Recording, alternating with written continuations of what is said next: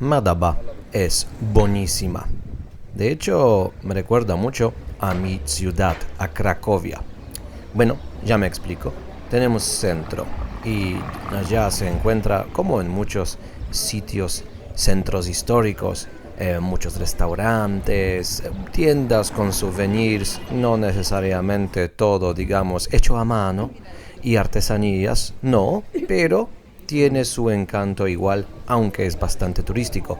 Pero también cada ciudad tiene un barrio muy particular y hasta los 90 en Cracovia hubo un barrio que hoy es muy de artistas, pero hasta los 90 medio arruinado. Y acá también tienen unos sitios así.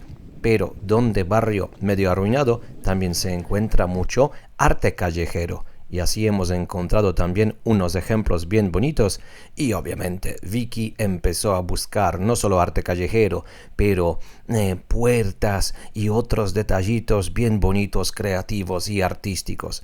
Así que, a pesar de mosaico locura del episodio anterior, también teníamos tiempo para aprovechar de día, de noche, buscando bares y restaurantes bien bonitos, pero acá nunca no estamos lejos de historia. Salimos del bar y encontramos muralla que puede tener 3000 años, porque acá ya no estamos en el norte, en el reino de Amón. Acá estamos en el antiguo reino de Moab. Alrededor entonces hay muchos sitios relacionados al tema, más de la mitad de ese mapa, por ejemplo, pero desafortunadamente no teníamos tiempo verlo. Así que en museos de vez en cuando encontré alguna foto de esos lugares. Acá lo pongo pues. Y luego voy a comentar sobre algunos artefactos más importantes encontrados en el antiguo reino de Moab. Pero eso más tarde. Ahorita nos despedimos de Madaba y empezamos un viaje muy largo por una vía muy importante, la vía real. Ya existía hace 3000 años, empezaba en Siria y luego pasaba por algunos sitios que ya hemos visitado, por ejemplo Filadelfia. Ahorita pasamos por Reino de Moab y sigue la vía real hacia el propio Mar Rojo. La versión que ven acá ya es de época de Imperio Romano. Vía Nova Traiana. Si empieza en Bosra, en hoy en día Siria, y si va hacia el Mar Rojo. Más o menos vamos así entonces, pero por el camino vamos a encontrar unas versiones mini del Gran Cañón Colorado. La mejor manera de pensar sobre el este del Mar Muerto es tipo pan y alguien empezó a cortar el pan. De vez en cuando entonces encontramos unos cañones bien profundos.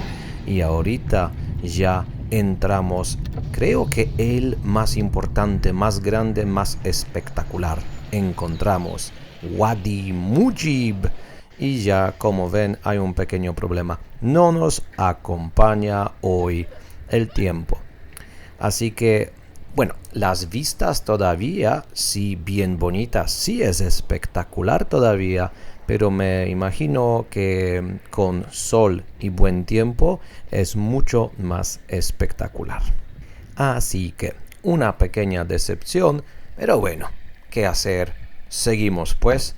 Al menos buena noticia, acá pone en polaco dobra herbata, buen té. Un día como hoy es un detalle que sí se aprecia, aunque no es la sorpresa más grande. Esperen un ratito, pero mientras bajamos por el Wadi Mujib y van a ver los beduinos. Hasta hoy en el Wadi van a encontrar muchísimas ovejas. Todavía mucha gente vive de ello, pero también hay gente que ya vive de turismo porque acá está lleno de sitios para senderismo. Obviamente día no acompaña, no hemos visto turistas y ellos caminando a veces encuentran unas columnitas escritas en latín. Son testigos que por acá sí iba la Vía Nova Traiana. Pero hoy sobre todo llama la atención una enorme presa. Y claro, acá de vez en cuando pasan inundaciones repentinas. Una presa así pues ayuda a controlarlo un poco. Y ya estamos en el otro lado podemos ver otra vez el propio wadi y vamos a ver la presa con un pequeño laguito creado por ella, pero creo que mejor empezar desde atrás, porque ¿dónde estamos? Es un sitio muy interesante. Bueno, ven un simple barraconcito, es una cosa. Acá tenemos la pequeña terraza con la vista, pero ahorita la vista no es lo más importante, sino el propio barraconcito. Tiene una pequeña habitación. Bueno, no parece ese sitio importante, pero ya digo, es el restaurante mejor de Jordania. Creo que se dice una cosa así, no se juzga el libro por la tapa, ¿verdad? Pues estamos en una barraca, pues, y miren lo que han preparado los muchachos. Esto es buenísimo. Más que una barraca, es una chabola con un fuego que tienen montado ahí en el suelo. Y esto es un sitio de estos en medio de la carretera que ponía bar, restaurante. Hemos preguntado si tenían comida y bueno, estamos alucinando bastante. Muy sorprendidos de la capacidad, la creatividad, lo bien que han preparado el plato aquí con todo el pepino alrededor. El hummus, los platitos, o sea, le han sacado partido a la chabola de una manera increíble. Bueno, esto es local 100%, así que vale la pena pararse en estos sitios porque la solidaridad y este acoger de la gente jordana se ve en estos detalles. Ahorita creo que nos entendemos, ¿verdad? No es ninguna broma. Es el restaurante mejor de Jordania. No solamente comida rica, bien puesta, pero también unas vistas impresionantes. Y lo más importante, los dueños. Un poco de creatividad, sonrisa enorme y no nos vamos a olvidar de este sitio nunca. Bueno, todo bien bonito, pero hay que seguir la pista. Y vamos a ver unas cosas muy interesantes. Primero, sí llueve, pero gracias a ello tenemos unos colores que creo en esa parte de Jordania no se espera, tipo verde y amarillo. Hay unos sitios donde sopla viento bastante. ¿Tienen dudas? Miren los pobres arbolcitos. Y de vez en cuando, como mencioné antes ya, cañones. Así que oportunidades para vistas panorámicas sí no faltan en la vía real. Pero con toda la naturaleza bien bonita, creo que no les sorprende si digo, toca también un poco de historia. Se encuentra acá por todos lados muchos pequeños sitios arqueológicos, pero yo les cuento sobre un detalle solo. Lo más importante que se encontró en el antiguo Moab. Hace 3000 años, en una ciudad pequeña hoy llamada Diban, era su capital, y allá encontraron una llamada estela de Mesha. Es una, estela de basalto negro de más de 1 metro, de más o menos siglo IX a.C., escrita en idioma moabita, en alfabeto paleohebreo, y en ello, rey de Moab, Mesha, cuenta sus victorias sobre el reino de Israel. Pues esa estela es muy importante por unas razones. Primero, es el texto más largo que hemos encontrado hasta hoy de aquella época tan antigua. Por segundo, cuentas de punto de vista moabita sobre un conflicto que se encuentra también en Antiguo Testamento, confirmando, al menos en ese caso, valor histórico de ello. Y también es primer texto fuera de Antiguo Testamento donde se encuentra nombre de Dios hebreo Yahvé. Y entonces, si tienen pregunta de dónde sacan el basalto, pues no faltan entre calizas también unas montañas de basalto negro. La estela que han visto hace un momento es una copia del Museo de Ammán. El original se encuentra en el Louvre. Mientras, como ven, seguimos la pista cada vez más desierto. El paisaje, la idea es, antes de la noche, llegar a un pueblo llamado Dana. Allá, el día siguiente, aprovechar de otro cañón bien bonito para caminar, naturaleza y todo. Y justo antes de oscurecer es lo que ha pasado. Neblina y lluvia. Entonces tenemos que ir muy despacio. Entonces cayó la noche y cada vez peor. Más llueve, más neblina. En algún momento hemos pensado que hay que parar. No se veía nada y han visto ya la carretera. No es muy segura para una persona que no la conoce. Y medio desesperados ya, pero afortunadamente Vicky es una campeona. Así que sí hemos llegado bien seguros, pero el estrés de 1 hora y 2, ni les cuento. Y el día siguiente. Bienvenidos de la Reserva Natural Dana, o para ser exacto de un pequeño pueblito que es tipo puerta a la reserva. Y tenemos un pequeño problema. Hace 6-7 grados, estamos en mitad de una nube enorme y entonces así son mis vistas, 0 y nada, así que lo siento mucho, pero la idea fue primero visitar el pueblito. Ven que hay muchas casitas de piedra bien bonitas. Y hay también un cuento interesante acá para contar de época ya moderna. Y luego aprovechar la naturaleza, meternos en un wadi, un cañón, caminar un poquito. Pues eso no va a pasar. Así que el cuento del pueblito, rápido lo cuento igual porque sí se puede. Y luego, pues nada de reserva, salimos de acá lo antes posible buscando el sol. Y acá tienen el pueblito. De hecho es tipo promontorio de roca encima del cañón. Acá han construido unas 30-40 casitas y pues la gente, como toda la región, vive de pastoralismo, un poco agricultura. Pero en los 60 del año pasado, el gobierno asfaltó la carretera principal arriba y pronto empieza al lado de carretera a crecer una ciudad moderna. Pasan 30 años, fin de los 80, en Dana no vive ya casi nadie, solo un poco de gente mayor que no tenía ni canalización ni electricidad ni nada. Y entonces en ese momento viene un grupo de Amman que buscaba unos sitios tradicionales. Vienen acá y ven un pueblo abandonado pero muy tradicional al lado de un cañón casi no tocado por civilización y modernidad. Así que pronto acá han hecho una biosfera, una reserva y empezaron también, tal vez más interesante todavía, experimento social. Decidieron tipo resucitar el pueblo. Comienzo era difícil. Para proteger la reserva se prohibió pastoralismo, que sí fue duro para la gente local, pero de agricultura, todo lo que crece acá, por ejemplo, frutas, fruta seco, se lo compraba de la gente local para promoverlo como comida orgánica, por ejemplo, para restaurantes pijos de la capital. Y es una cosa. La otra es que se empezó a renovar todas esas villas pequeñas, que todavía son a veces fin del siglo XIX, y se lo ha dado a la gente local para abrir unos hoteles pequeños. Entonces empezó a venir turismo.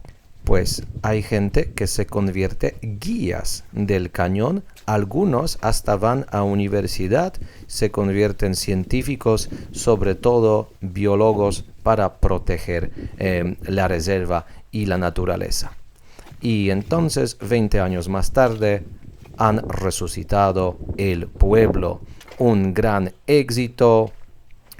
Bueno, hay un pequeño problema. Caminamos un poco fuera del camino principal y como ven, ruinas. Yo digo la mitad o más de villas todavía en estado de ruina. Y buscando sitio para quedar por la noche, los precios bien altos y no, tenemos sensación que la calidad no tanto. Así que tal vez hace 20 años un éxito, pero creo que un poco de creatividad nueva, un poco de chispa nueva no estaría mal. O tal vez es sensación que tenemos por el tema de tiempo y toda la neblina. Al final, la pregunta siendo, ¿quién tuvo la idea de resucitar el pueblo? ¿Quién tuvo la idea de proteger el wadi? Pues la Real Sociedad de Protección Natural. Entonces el equipo que ha salido en el episodio número 1 en el este. De hecho, acá supuestamente fue su primer proyecto y su primer éxito. De hecho, éxito dicen más grande de lo que se esperaba. Así que allá también tienen su hotel pequeño. Acá tienen muchos talleres, un pequeño museo sobre la reserva y también arte bien interesante y creativo, pero para nosotros ahorita lo más importante, hay una terraza, pues han construido todo justo en el precipicio del wadi, del cañón, para vistas, que obviamente hoy no vamos a tener, vamos a ver solo nubes, ¿verdad? Pues miren, resulta que tenemos con Vicky, creo, karma bien bonita, porque de repente, justo cuando hemos llegado, se han partido las nubes y lo que aparece frente a nuestros ojos es esto.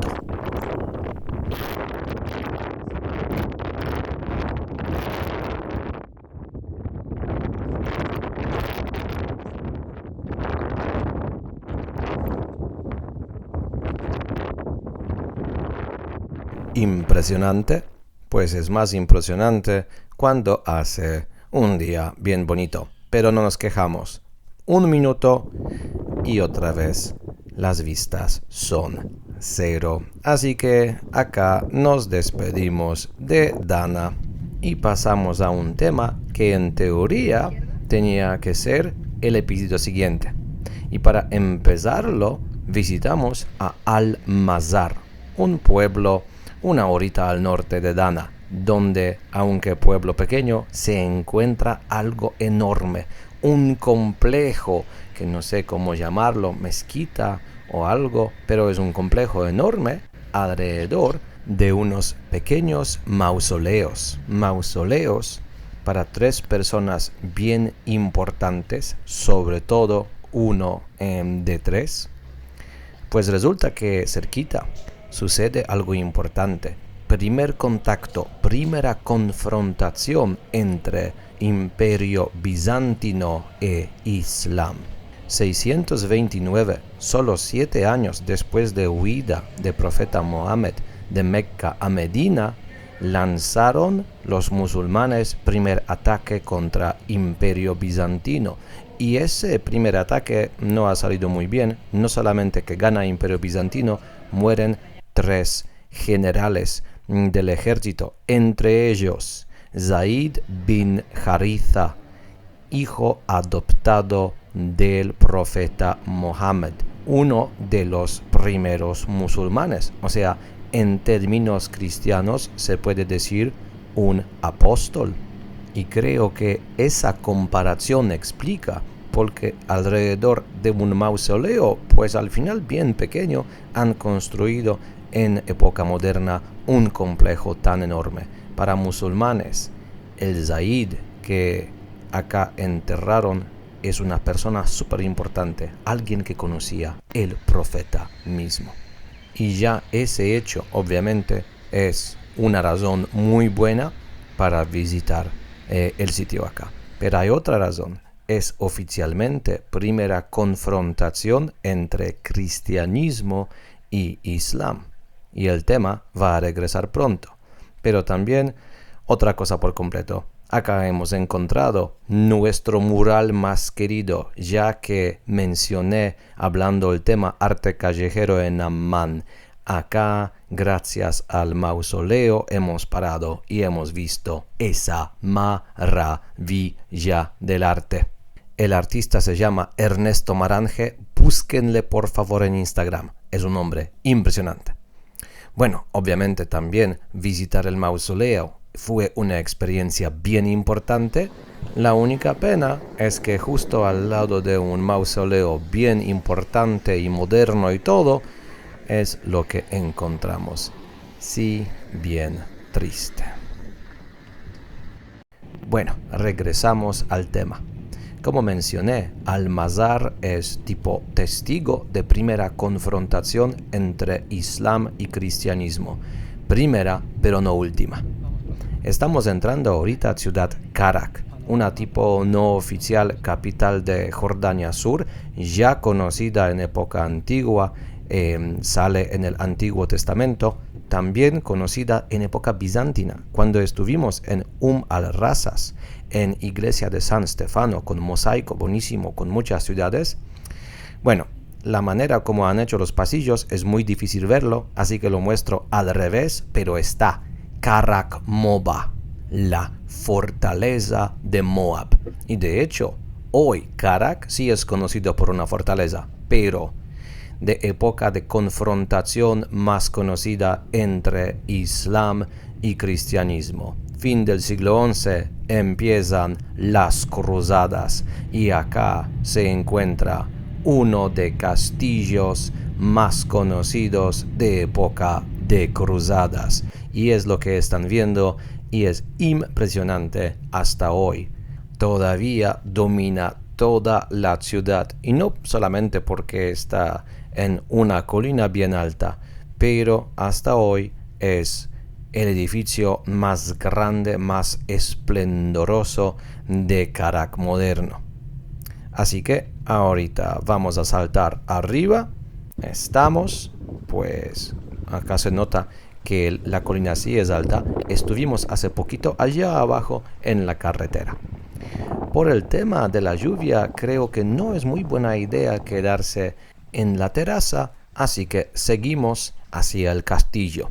Antes de entrar, echamos ojo a los muros anchos y enormes del castillo de los cruzados construidos sobre piedra. Y ya entramos con el viento soplando fuertísimo, porque si estamos encima de una colina bien alta, pues esos cruzados, qué cosas que construían. Todo muy bien, pero hay un pequeño problema.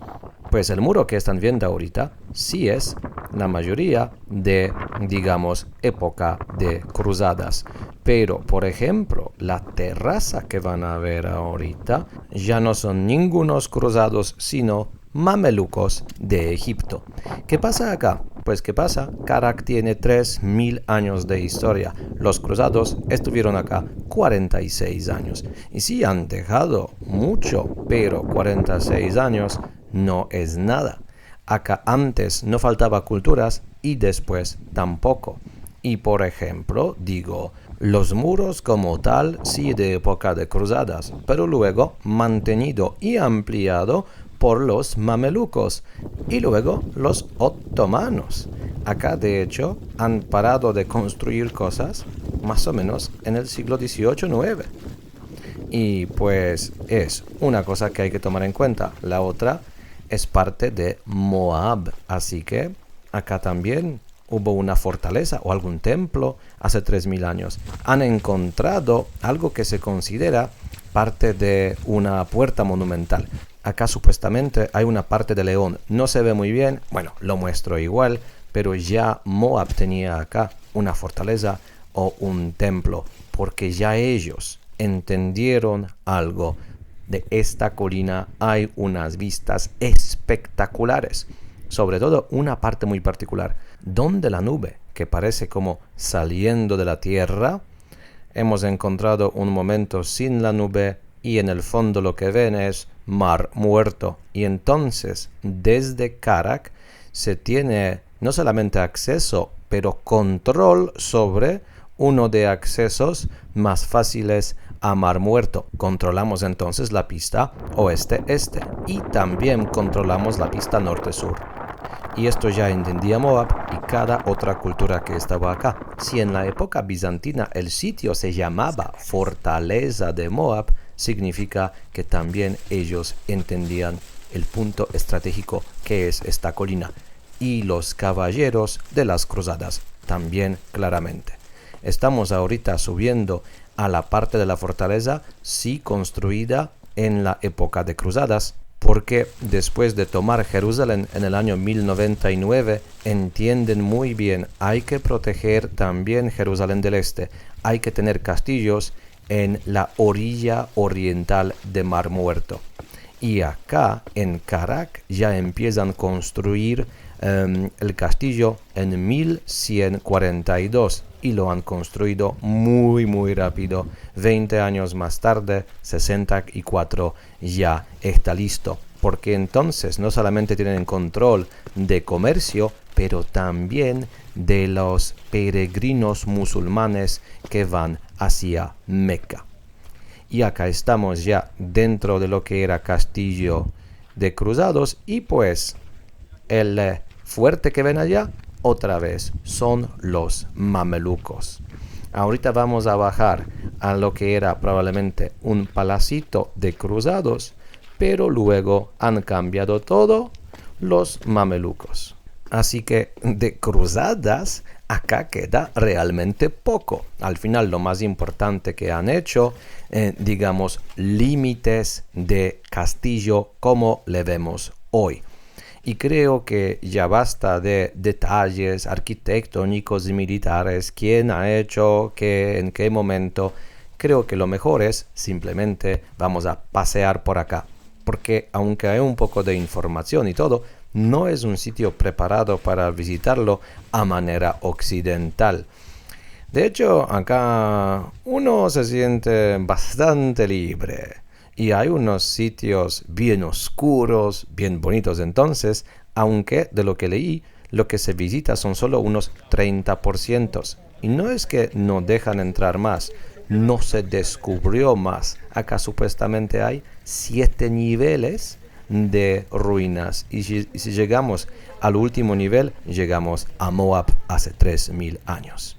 Así que vamos a investigar. Y mientras, comentario. Primera cosa, cuando terminaron construcción de la fortaleza, se convierte Karak capital de un país muy interesante. Acá llamaron a la parte oriental Principado de Ultrajordán, en otras palabras, Principado de Transjordania. Y esto es bien irónico, sobre todo para la gente de Jordania que vive allá hoy, que primera vez cuando alguien ha nombrado país Principado de Transjordania, no eran musulmanes, era un país pequeño de los cruzados, porque al final han hecho, digamos, copy-paste de la cultura occidental de feudalismo, reino de Jerusalén y muchísimos principados pequeños, entre ellos Principado de Transjordania. Pues si Karak es capital de un principado, acá teníamos príncipes, teníamos gente importante. Y voy a contarles un poquito más sobre el último. Una persona un poco controvertida, mucha gente dice que por su culpa cae el principado, Reinaldo de Châtillon. El cuento empieza de manera típica. Segundo hijo de un noble. No tiene muchas perspectivas, se fue con la segunda cruzada 1147, termina en Jerusalén y luego en el norte, en Antioquía, donde ha conocido viuda del príncipe de Antioquía y se casaron pronto. Así que un personaje de repente muy importante y personaje agresivo. Empieza guerras contra todos sus vecinos, musulmanes o cristianos, no importa. La mejor manera de ver que no era muy popular alrededor suyo, cuando el gobernante musulmán de Alepo le encarceló, nadie no quiere pagar la, digamos, multa. 15 años encarcelado en Alepo entonces. Al final, multa se pagó, 1175 de vuelta a Jerusalén y otra vez tiene mucha suerte. 2 años más tarde se casó con Estefania, la viuda de gobernante de Karak, príncipe de Transjordania, podemos decir. Otra vez entonces es un hombre importante, el Reinaldo. Y otra vez empieza política bien agresiva. Empieza, por ejemplo, atacar las caravanas de peregrinos a Meca. Y no solo por tierra, por mar, en el Mar Rojo también. Y 1183 ha hundado barcos con peregrinos y esto ya fue demasiado. Un musulmán bien importante llamado Salah ad-Din, Saladino pues, prometió venganza que le va a matar a Reinaldo con su propia mano. Así que lanza ataques contra el castillo 1183 y el año más tarde también 2 veces intenta tomar el castillo. El castillo es fuerte y entonces sobrevive. Pero tiene Saladino suerte. 3 años pasan, 1187, batalla de Hattin que pierden los cruzados por completo. Reinaldo era el único capturado que no dejaron libre y según tradición el mismo Saladino sí le decapitó.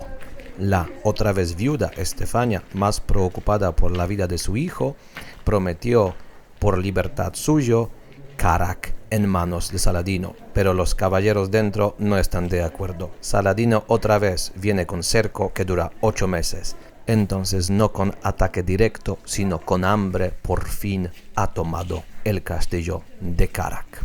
La imagen que utilicé para Reinaldo es de la película El Reino de los Cielos, o Cruzada en Latinoamérica, pues en la peli le muestran de manera, digamos, típica como un bandido más que caballero.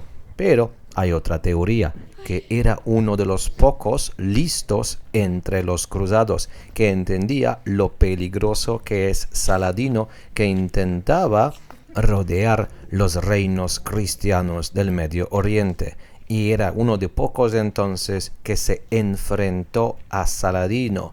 Y por eso el odio de Saladino, y no solo de él. La mayoría de información que tenemos sobre Reinaldo es de cronistas musulmanes, que obviamente también no le querían mucho. Pues sea lo que sea, Reinaldo de Chatillon ya quedará para siempre en anales de historia de cruzadas. Nosotros despacito vamos a empezar a despedirnos de Castillo y de la ciudad que no hemos conocido. Tal como en caso del norte, acá nos faltan 2 días más. La verdad, teníamos solo 2 horitas y pico para el castillo, nada para la ciudad, que sí es una pena, y encima mal tiempo. De verdad, no teníamos suerte con el Carac. Pues no es ideal siempre, ¿verdad? Entonces, el día siguiente, escapando de la lluvia y neblina de Dana, vamos pista sur para buscar otro castillo de época de cruzadas. Y tal como en caso de Carac, ya solamente yendo al sitio es impresionante.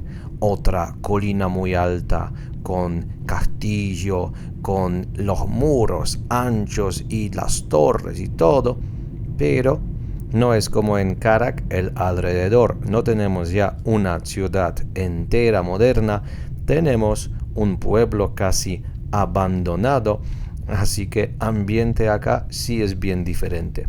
Y no solamente por tema, digamos, de construcciones de ser humano, también naturaleza ya es bien diferente. Estamos solo 2, tal vez 3 horitas al sur de Carac y ya no tenemos el verde suculente de antes. Acá estamos ya en medio desierto. Y la verdad, lo que tenemos acá, el ambiente ese, nos ha hecho pensar un poquito. ¿Cómo se sentían los caballeros europeos cuando vienen acá por primera vez? Porque la mayoría de ellos era de Francia, Alemania, Inglaterra, así que de sitios que naturaleza sí es bien diferente. Y encima, miren, hoy tenemos acá una carretera un poquito, digamos, mal hecha. Imagínense, hace 900 años cuando ellos vienen acá. Nosotros hoy nos sentimos un poquitín fuera del lugar. ¿Y qué tal ellos hace 900 años? Si de verdad tenían el fuego de cruzadas pensando que están recuperando la tierra santa de manos de infieles, o pensaban en qué follón nos hemos metido. No sé, pero nosotros sí estamos yendo al castillo llamado por los cruzados Montreal, la montaña real, pero hoy llamado con nombre de un pueblo al lado, Showback. Pues en el caso de esos castillos hay una cosa que nunca nos falla: las vistas. Miren cómo juegan el sol con las nubes. Miren la colina, tiene unas tipo capas que parecen que fuera hecho todo de unos crepes. Y antes de entrar, pues sorpresa, sorpresa, otra vez lo que estamos viendo no son ningunos cruzados, sino nuestros mamelucos de Egipto. ¿Quién tiene dudas? Allá arriba de la torre hay una pequeña escritura. Estamos allá mirando y no vemos ningún alfabeto latino, ¿verdad? Bueno, al final cuento igual a Karak, entonces tenemos acá, digamos, la idea de los cruzados que luego ampliaron los mamelucos. También vale la pena contar que Montreal es de hecho primer castillo de los cruzados al este del Mar Muerto. En 1099 conquistaron Jerusalén y solo 16 años más tarde empiezan construcción de este castillo, la principal capital del Principado de Transjordania. Y luego trasladado a Karak, mejor ubicado, y luego último castillo que se ha rendido frente a Saladino unos meses después de Karak. Y todo bien bonito, pero acá ha sobrevivido todavía menos que allá. Igual, vamos a investigar las ruinitas y otro cuento bien interesante y bien importante. ¿De qué va toda la cosa de las cruzadas? En teoría no es nada especial. Es otra invasión de alguna cultura al Medio Oriente. De hecho, uno de los impulsos para las cruzadas fue una invasión anterior de los turcos selyúcidas.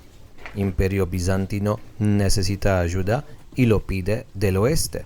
Así que, en teoría, cruzadas es solamente una invasión más.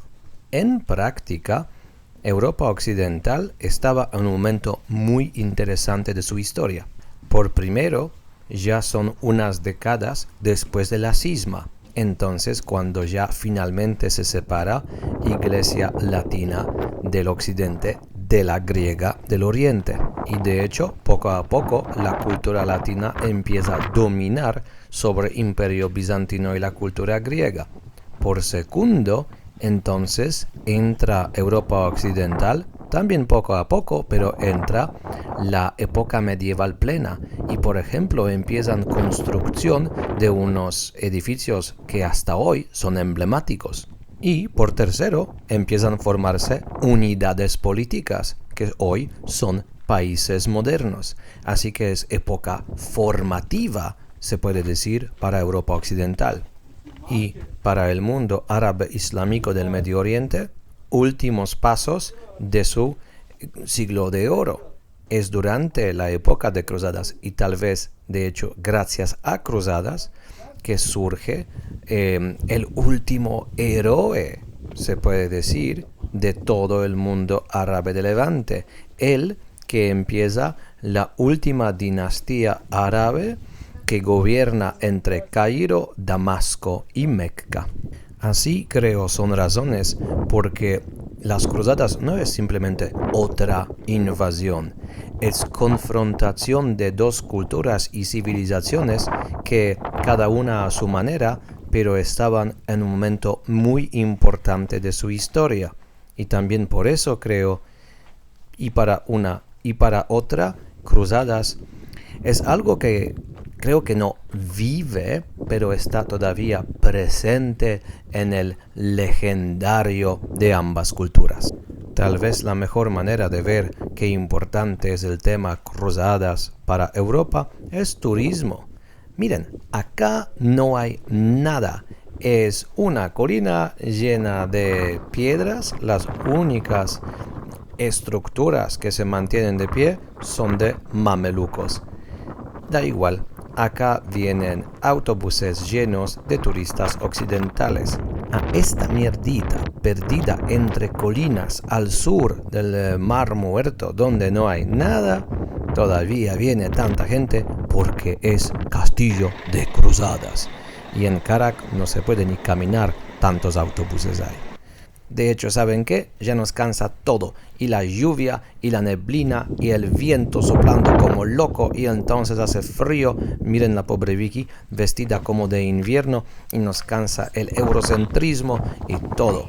Ay, si fuera posible encontrar un sitio con un poco de calorcito y sol. ¿Qué pasó? ¿Cuál es la magia más bella que nos trasladó de repente al norte verde y bonito? Y encima miren, allá hay algo que parece un castillo.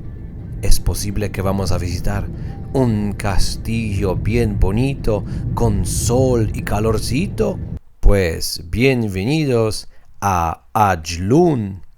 Y acá estamos frente a un castillo, o sea, no una medio ruina, sino un castillo que sobrevivió, que se puede visitar bien y no estamos solos. Como ven, no falta gente, pero miren el tipo de turismo. Es gente local, tal vez porque es sábado, o tal vez porque es un castillo de época de cruzadas, pero no de cruzados.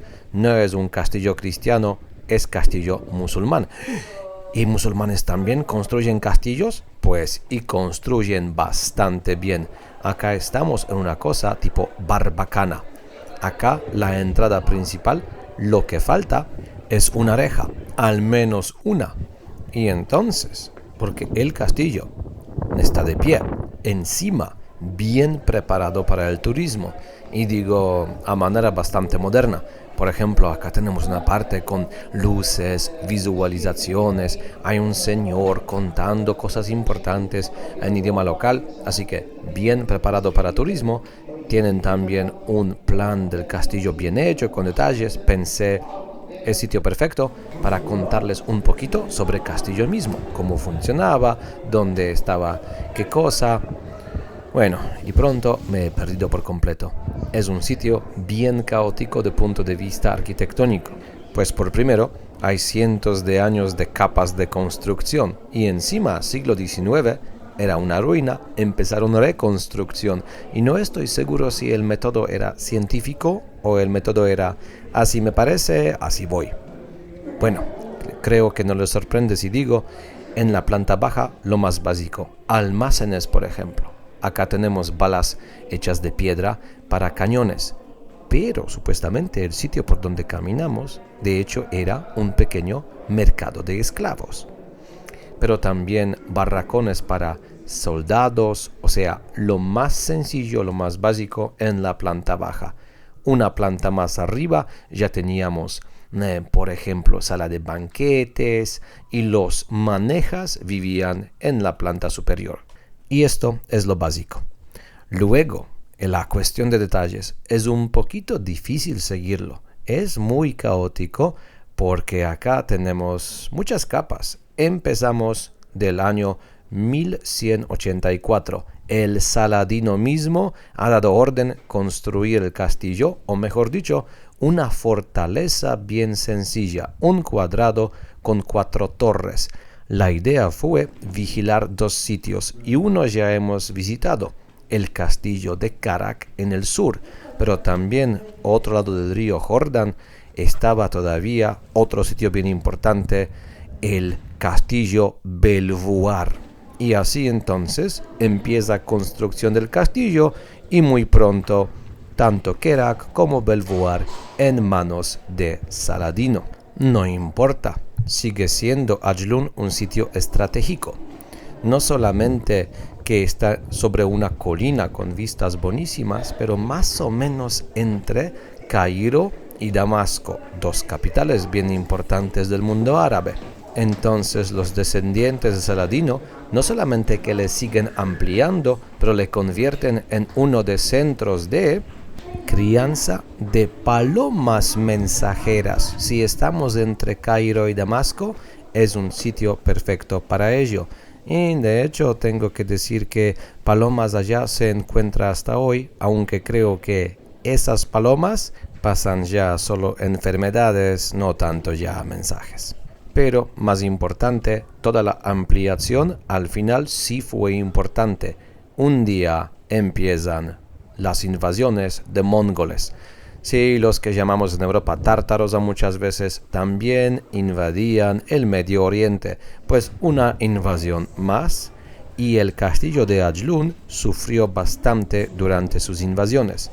Entonces luego reconstruido por los, bueno, qué sorpresa, mamelucos de Egipto. No es suficiente, luego en época de Imperio Otomano, más de 200 años, un barracón para sus soldados. Así que tenemos unos cientos de años de capas de construcción y reconstrucción. Así que bastante caos arquitectónico. Pero mientras otra vez apareció el, de hecho, sobrenombre Salah ad-Din, Saladino.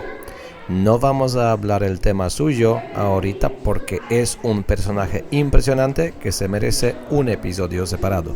Ahorita solo un detallito o dos. Por primero, ya mencioné que en su época Islam fue un invasor de Medio Oriente, pero luego no faltaba no solo confrontación, pero también colaboración entre cristianismo de Imperio Bizantino e Islam. Y lo mismo durante cruzadas. Sí no faltaba confrontación, pero tampoco no faltaba intercambio cultural. Y algunos ejemplos vamos a ver, de hecho, en el castillo ya. Pero también no faltaba, pues, confrontación Islam contra Islam. Por ejemplo, Saladino, siendo sunita en Egipto, acabó con dinastía fatimida, que eran Shia, y los Shias nunca no le olvidaron eso. Y 2 veces los famosos asesinos intentaron, pues, asesinar a Saladino. Ya no les cuento de Juego de Tronos típico para Europa medieval cristiana. Y no solo había guerra, no faltaban años y años de paz entre las dos culturas. Y ya si les cuento de intercambio cultural, por ejemplo, el propio castillo que vemos acá es lo que musulmanes aprendieron de los cristianos. ¿Qué cristianos aprendieron de los musulmanes? La cuestión de higiene. Ahorita vamos a ver un baño bien, digamos, moderno, con canalización, con agua corriente, que hace 1000 años no se encuentra en Europa.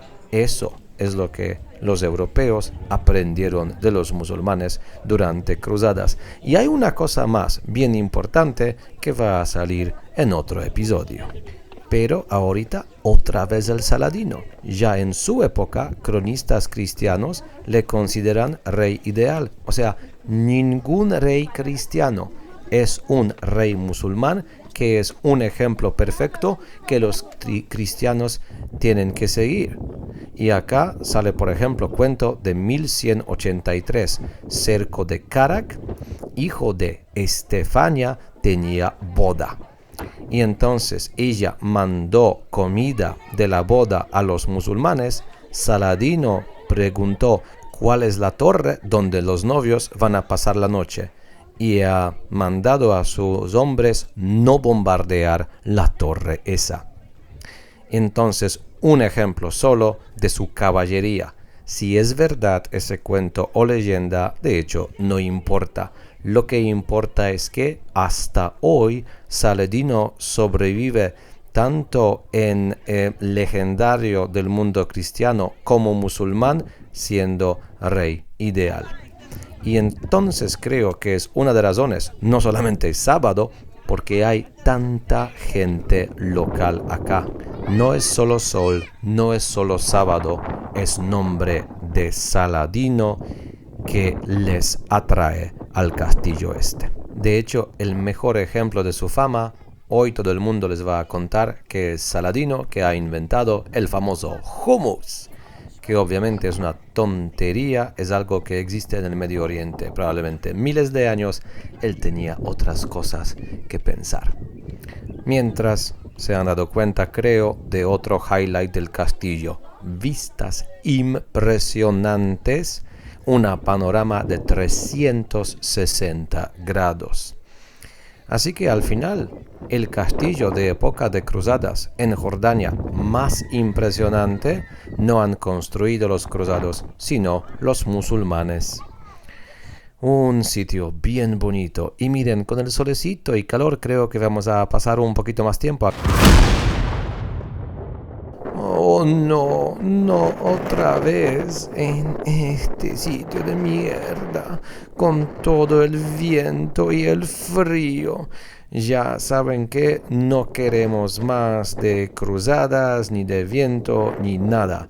Así que dejamos atrás el Shopbackville Montreal y si ya magia se acabó y no podemos al norte, vamos a seguir Pista del Sur, vamos ya directamente buscando sol y calor en la costa jordana del Mar Rojo. Vamos a la ciudad llamada Acaba. Y allá, pues, miren que nos espera. Palmeras, sol, calorcito. Es que de hecho, este sitio sí me recuerda bastante a Miami. Ya empiezo a escuchar en mi cabeza música de corrupción en Miami, el Miami Vice. Pero lo mejor espera ya en la costa. Una puesta del sol maravillosa. Y de hecho el sitio es tan bonito que incluso yo, con mi cero talento para sacar fotos, saco fotos buenísimas acá. Esto parece Photoshop, ¿verdad? Pues acá tienen un ejemplo que sí son mis fotos propias. Así que nosotros bien contentos acá. Y ¿saben qué? Creo que vamos a ya esperar al próximo episodio para caminar un poquito por ese sitio tan lindo.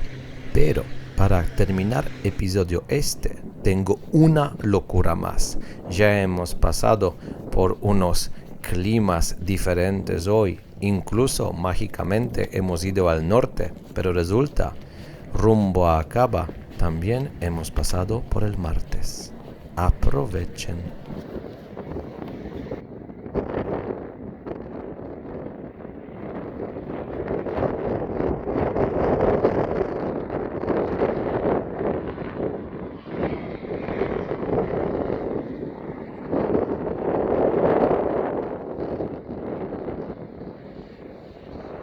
Sí, vamos a conocer Acaba un poquito en el episodio que viene, pero sobre todo vamos a visitar uno de los highlights más conocidos de Jordania. Así que, por ahora, muchísimas gracias por la atención y nos vemos en martes.